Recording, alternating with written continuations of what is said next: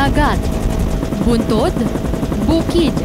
Kini ang maagian una ka makaabot sa barangay Upper Suyan, ang usa sa pinakalayong barangay nga sakop sa Malapatan, probinsya sa Sarangani.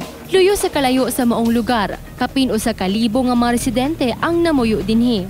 Pagpananom sama sa kamote, mais, gulay ug uban pa kakuha og nag-unang panginahanglanon ang mga residente dinhi. Sama ni Nanay Laida Hupan, pagpananom og mais ang trabaho sa iyang bana. Aduna kini 5 ka mga anak ug tungod daghan sila sa pamilya, kinasiguro ni Nanay Laida nga sakto ug dili kulangon ang budget sa ilang pagkaon. Mao nga alas 4 pa lang sa buntag, muhalig na si Nanay Laida aron magluto sa ilang kanunon nga balunon usab sa iyang mga anak sa eskwela. Humaniini at imano na niya ang iyang apo. Ginapakaon usab niya ang ilang mga binuhing hayop ug tungod anaa lamang kini sa ilang panimalay, adlaw-adlaw kining gapang laba o gapang limpyo. Gisaysay usab ni Nanay Laida ang ilang nasinatian ni atong panahon nga anaa sa ilang lugar ang mga rebelding grupo. Kung sa dugay man po sila lang pero sa una, wala pa detachment diha sa taas, wala pa nagsugod ang detachment sa una, wala. Sa una, mga pila ka tuig po umiaging ka, kuan man so si Bertilman po nagkapitan ato, wala pa si Cristino. So nagapangay sa pagkaon sa diri nay. Mga pero wala binila tagaan. Ano man? Ay, alang-alang tagaan ko na kung bugas, wala man. Nga kung gamay ra akong bugas nya badi sa akong anak alang-alang tagaan ako sila nga bugas nga wala ko bugas. Perwisyo usab ang dala alang kang Nanay Fanting Colano. Ni atong panahon nga ana ang mga rebelding grupo sa ilang lugar, kanunay kuno silang nagapangayo og mga pagkaon. Ang pagpananom og mga gulay lamang ang ginakuhaan og pang-adlaw-adlaw nga gastuhono ni Nanay Fanting. Kanga na mamlerole muli. Kanga na mule muli. Mga ulit dayon. Pag kuman nila pangayo ulit sila dayon, wala sila gapangay kwarta. Wala man. Napagkaon lang ginapangayo. Gulay. Gulay.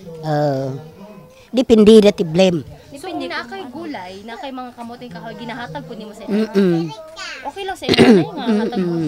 Kamdolo, simple di mo tatawod. Alang-alang na bale maalbuti Dios. Apan pag-abot sa mga sundalo sa ilang lugar, dako gayod ang kalipay nga nahatag kanila tungod kay ginatabangan sila pinaagi sa paghatag og pagkaon, bugas ug serbisyong medikal. Kanang gula taso ini mo isundalo rin if Daw you. kanang daw dan ilang himo dire. Pero daw maayo. Makatabang ba sila sa inyo hanay? Sa unsa pa maagi? Ku kalalo rin ni. Nunaya daga bali guni. Siyempre nun waiting said banlela gumso. Waiting shed? Banlela gumagi. Na so na naya magi so. Blela daw kinapa. Mga army dire ginatagaan sa bugas.